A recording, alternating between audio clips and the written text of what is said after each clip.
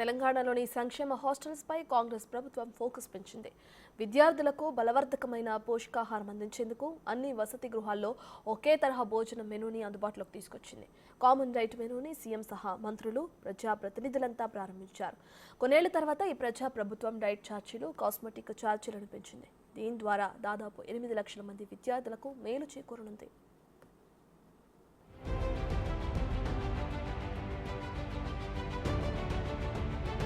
తెలంగాణలోని గురుకుల పాఠశాలలో పరిస్థితులను చక్కదిద్దడంపై దృష్టి పెట్టిన రేవంత్ సర్కార్ అందుకనుగుణంగా చర్యలు చేపట్టింది. వసతి గృహాల్లోని విద్యార్థుల కోసం కామన్ డైట్ పథకాన్ని సీఎం రేవంత్ రెడ్డి ప్రారంభించారు. ఇన్నాళ్లు BC, SC, ST, minority, general గురుకుల హాస్టళ్లలో వేరువేరుగా ఉన్న భోజనం మెనూని ఇప్పుడు ఒకే రీతిగా మార్చేశారు. రాష్ట్ర వ్యాప్తంగా ఉన్న సంక్షేమ వసతి గృహాల్లోని విద్యార్థులకు ఇప్పుడు ఒకే విధమైన భోజనం అందుతుంది. కొన్నేళ్ల తర్వాత ప్రభుత్వం ఈ డైట్ ఛార్జీలను 40%, కాస్మెటిక్ ఛార్జీలను 200% పెంచింది. తద్వారా వెల్ఫేర్ హాస్టళ్లలోని 7,65,000 మంది విద్యార్థులకు మెను చేకూరనుంది. హాస్టల్ విద్యార్థులకు పోషకాహారంతో పాటు రుచికరమైన భోజనం అందించేలా మెను సిద్ధం చేశారు.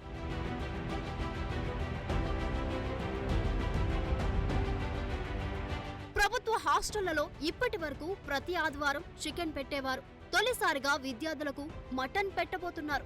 ఇకపై లంచ్ లో నెలలో 2 సార్లు మటన్, 4 సార్లు చికెన్ పెట్టనున్నారు. నాన్ వెజ్ భోజనం పెట్టినప్పుడు సాంబార్, పెరుగు కూడా ఉంటాయి.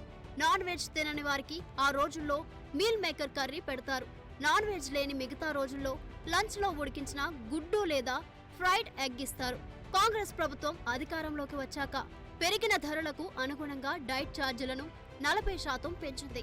విద్యార్థులకు మాంసాహారం అందించి క్రీడలతో పాటు ఇతర రంగాల్లో ప్రపంచంతో పోటీ పడేలా తయారు చేసేందుకు చర్యలు చేపట్టింది. హాస్టళ్లలోని వంటశాల, భోజనశాల శుభ్రంగా ఉంచడంతో పాటు విద్యార్థులకు సైతం పరిశుభ్రమైన వాతావరణంలో భోజనం పెట్టాలని సూచించారు. గురుకులాల్లో ఆహార కల్తీ జరిగినప్పుడు తనిఖీ చేసి అందుకు గల కారణాలు, బాధ్యులను గుర్తించేందుకు ప్రభుత్వం ఇటీవలే టాస్క్ ఫోర్స్ తో పాటు పాఠశాల స్థాయిలో ఆహార భద్రతా కమిటీలను సైతం ఏర్పాటు చేసింది.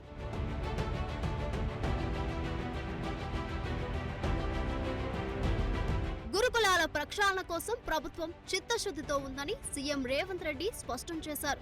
10 ఏళ్లుగా బీఆర్ఎస్ ప్రభుత్వం డైట్ ఛార్జీలు పెంచలేదన్నారు. విద్యార్థుల మీద ప్రభుత్వం పెట్టేది ఖర్చు కాదని, భవిష్యత్ కోసం పెట్టే పెట్టుబడి అన్నారు సీఎం.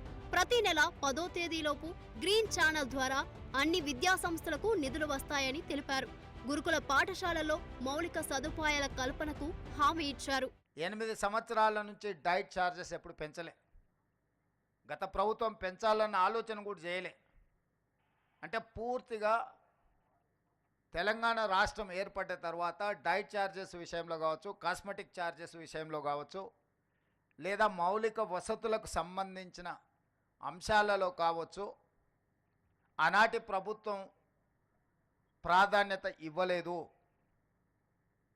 తద్వారా ప్రతిష్ట కలిగిన ఈ రెసిడెన్షియల్ స్కూల్స్ అన్నీ కూడా ప్రతిష్ట కోల్పోయి ప్రజలలో విశ్వాసం సన్నగిలే పరిస్థితి వచ్చినప్పుడు రాష్ట్ర ప్రభుత్వం స్పష్టంగా ఆలోచన చేసి మళ్ళీ ఆ విశ్వాసాన్ని పునరుద్ధరించాలి, ఒక నమ్మకం కలిగించాలి. ఈ ప్రభుత్వం అంటే ప్రభుత్వం మా కోసం పనిచేస్తుంది, ప్రభుత్వం మా ప్రభుత్వం, ప్రజా ప్రభుత్వం అని ఒక నమ్మకం, విశ్వాసాన్ని కల్పించాలన్న ఆలోచనతో సింగిల్ స్ట్రోక్లో డైట్ ఛార్జెస్ విషయంలో 40% ఛార్జెస్ పెంచడం ద్వారా నాణ్యమైన ఫుడ్ని ఈరోజు మన విద్యార్థులకు ఇవ్వడం ద్వారా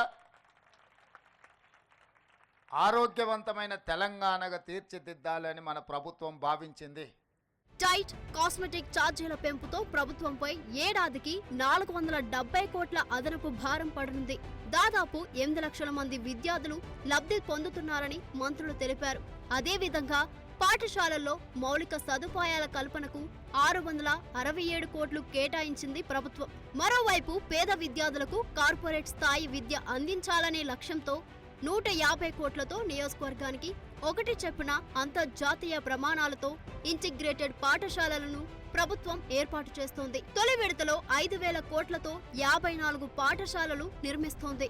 గురుకులాలతో కలిపి రాష్ట్ర వ్యాప్తంగా 12,000 కోట్లతో 100 యంగ్ ఇండియా ఇంటిగ్రేటెడ్ రెసిడెన్షియల్ స్కూళ్లను నిర్మించేందుకు ప్రభుత్వం కసరత్తు చేస్తోంది.